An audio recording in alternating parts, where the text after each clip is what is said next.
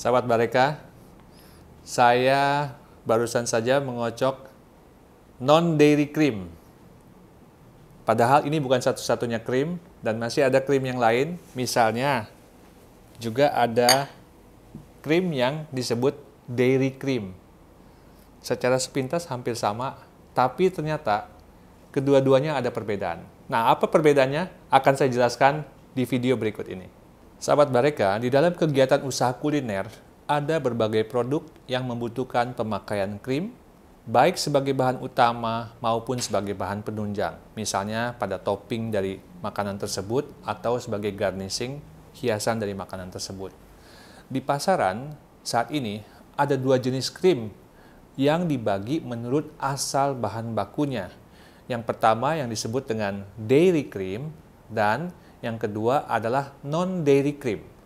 Dairy cream berasal dari susu hewani, sedangkan non-dairy cream berasal dari lemak nabati. Dairy cream biasanya berasal dari susu sapi yang memiliki konsistensi yang kental dengan persentase lemak dari susu minimal 18%, yang biasanya disebut juga dengan single cream.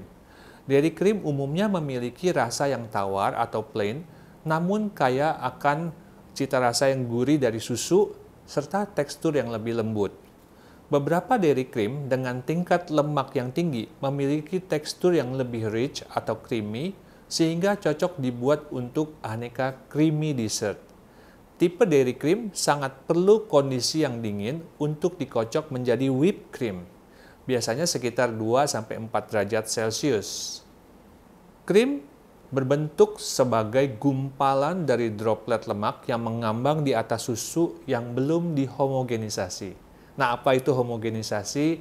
Bisa melihat video kami mengenai susu. Semakin tebal kumpulan krim tersebut, maka kandungan lemaknya akan semakin tinggi. Kandungan lemak susu dalam krim bervariasi mulai dari yang rendah sekitar 18% sampai yang tinggi yaitu 36%. Beberapa whipping cream yang dijual di pasaran mengandung tambahan gula dan stabilizer untuk meningkatkan kualitas rasa dan teksturnya. Penambahan gula biasanya dilakukan pada produk-produk confectionery atau pastry dan minuman. Whipping cream juga ada yang dijual di dalam kemasan botol yang bertekanan atau pressurized canister yang menyediakan cita rasa dan tekstur dari whipped cream dalam bentuk yang lebih mudah untuk digunakan atau convenient to use. Ada juga bentuk produk dari whipped cream yang disimpan di dalam dispenser yang berada pada tabung berisi nitrogen oksida. Untuk whipped cream, krimnya akan mengembang 2-3 kali lipat dari volumenya pada saat dikocok.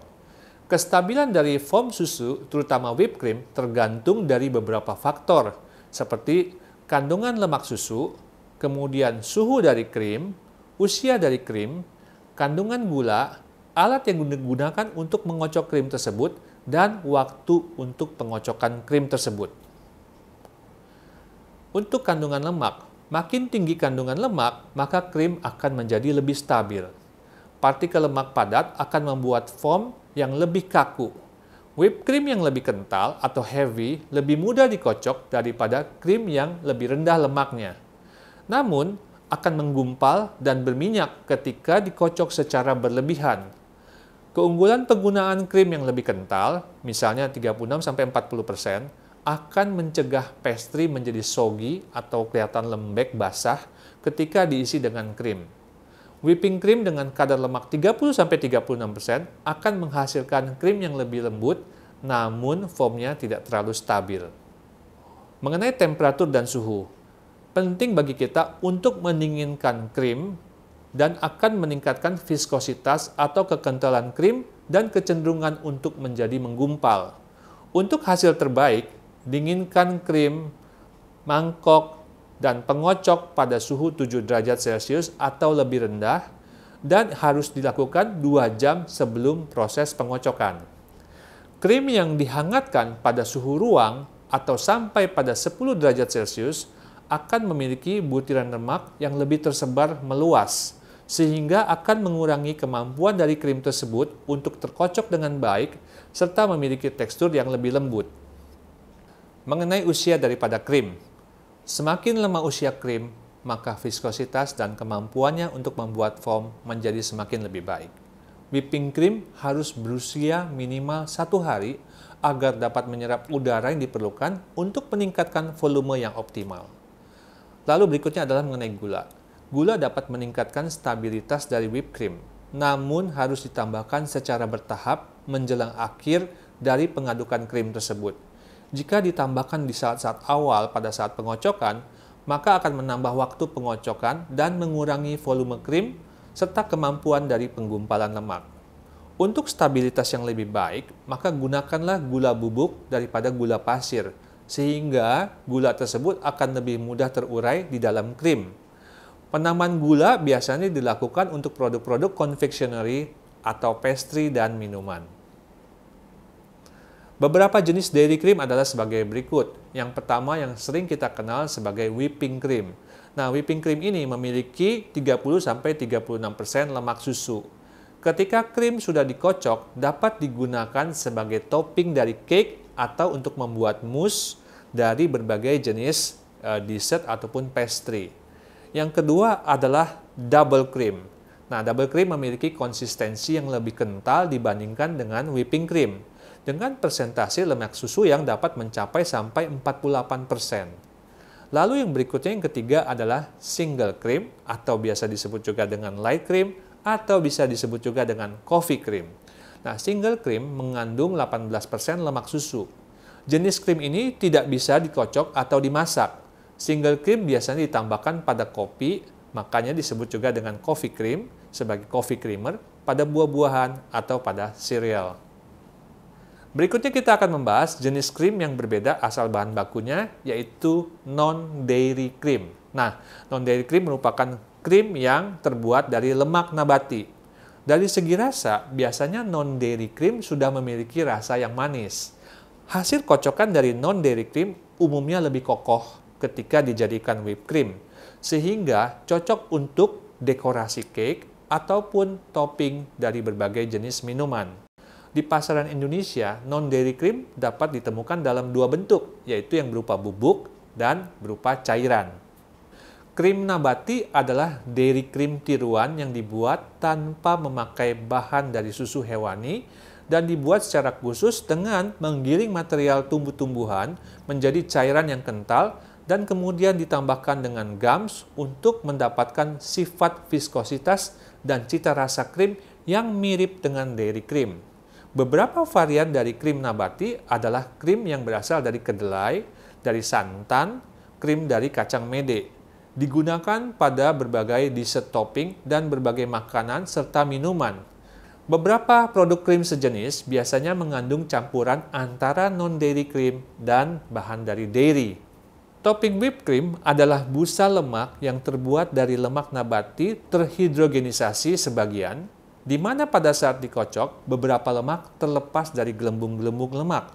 Lemak tersebut kemudian merekatkan suatu jaringan gelembung-gelembung lemak.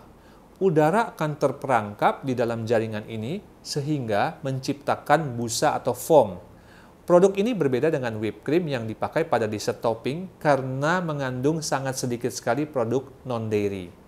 Penggunaan whipped cream non-dairy atau nabati memberikan keunggulan pada masa kadaluarsa yang lebih panjang dan juga harga yang lebih murah dibandingkan dengan dairy whipped cream.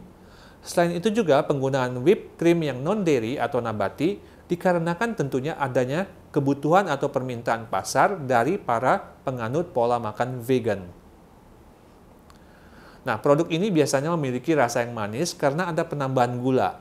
Selain itu juga ada penambahan bahan berupa stabilizer dan emulsifier untuk mencegah terjadinya air terpisah dari larutan kental lemak.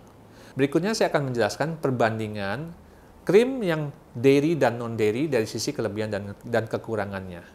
Oke, pertama untuk mengenai whipping cream dairy. Kelebihannya adalah sebagai berikut. Yang pertama memiliki tekstur yang lebih lembut dan gurih. Kemudian memiliki rasa yang rich dan sangat creamy. Lalu dapat digunakan sebagai bahan masakan. Kemudian whipping cream dairy yang cair dapat dipakai sebagai untuk tambahan minuman. Dan yang terakhir adalah sangat cocok digunakan untuk krim isian kue. Apa kekurangan dari whipping cream yang dairy? Yang pertama tentunya harganya mahal karena dari bahan susu hewani. Yang kedua, jika dikocok terlalu lama, maka akan membuat teksturnya pecah. Yang ketiga adalah krim yang sudah dikocok tidak bisa dikocok ulang sehingga harus dibuang sisanya. Ya, jadi kita nggak bisa simpen nih kalau sudah dikocok dan tidak habis, maka kita harus buang. Yang keempat, cepat meleleh sehingga tidak bisa di suhu ruangan yang suhu normal ya terlalu lama karena tidak tahan pada suhu ruang yang hangat. Berikutnya adalah kita bahas mengenai whipping cream non-dairy dari sisi kelebihannya. Yang pertama adalah memiliki tekstur yang lebih kuat dan kokoh. Yang kedua, tidak cepat meleleh di suhu ruang. Lalu yang ketiga adalah, ini mungkin yang penting dan disukai oleh pasar, harganya terjangkau. Lalu yang berikutnya adalah dapat dikocok kembali sehingga tidak ada sisa yang terbuang. Kemudian kelebihannya yang berikutnya dari non-dairy cream adalah dapat dikonsumsi oleh orang-orang yang alergi terhadap daging.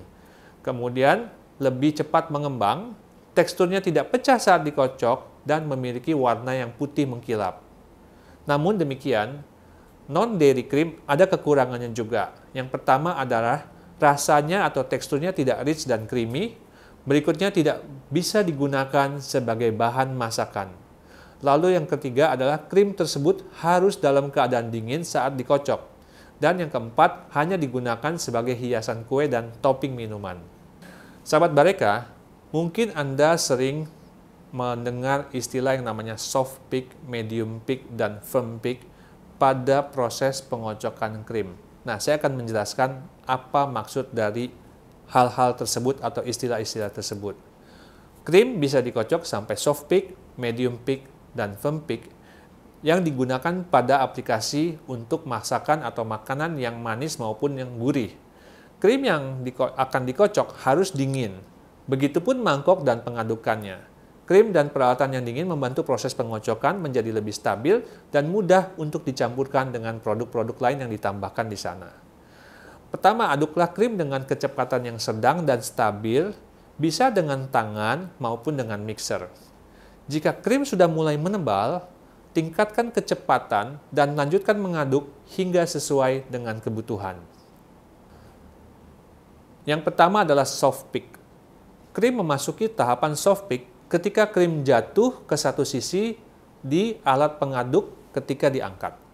Krim yang soft peak biasanya digunakan untuk saus yang dituang di atas dessert. Berikutnya kita akan membahas mengenai medium peak. Setelah melewati kondisi soft peak, maka krim akan menjadi lebih kaku dan tidak banyak bagiannya yang jatuh saat diangkat dan bisa kita lihat di alat pengocok tersebut. Biasanya akan membentuk tanda seperti koma, tidak tegak. Pada tahapan inilah penambahan gula sebaiknya dilakukan. Krim yang dikocok hingga medium peak biasanya digunakan sebagai pelapis dari kue atau garnish. Maka kalau kita membuat hiasan kue, biasanya memerlukan krim yang pada kondisi medium peak. Lalu yang terakhir adalah stiff peak. Ketika krim dikocok hingga stiff peak, foam akan kehilangan fleksibilitasnya. Saat krim mencapai stiff peak, teksturnya akan mengkilap dan velvety akan menghilang. Biasanya krim yang stiff peak digunakan sebagai topping dari pie dan tart dan juga untuk buttercream. Sahabat Bareka, demikian penjelasan saya mengenai dairy cream maupun non-dairy cream.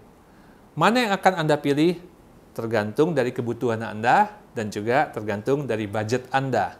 Nah, dengan penjelasan ini semoga Anda bisa semakin paham untuk bisa memilih krim mana yang cocok bagi kebutuhan Anda sehari-hari, baik untuk kebutuhan di rumah maupun untuk kebutuhan usaha Anda. Ikuti terus informasi yang bermanfaat dari barekamedia.com. Sampai jumpa.